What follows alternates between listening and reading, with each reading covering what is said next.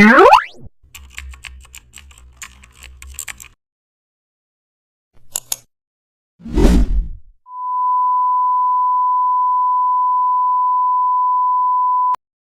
back to the channel. Don't forget to like, share and subscribe for more update. Today we are explore comparison arrow split in Photoshop.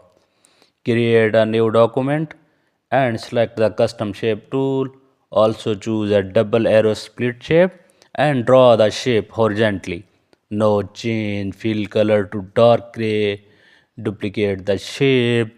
Resize the duplicate slightly smaller. Change its color to lighter gray and align both arrows perfectly. Add text on left and right sides. Adjust font size for balance. Group both layers and double click the top arrow layer.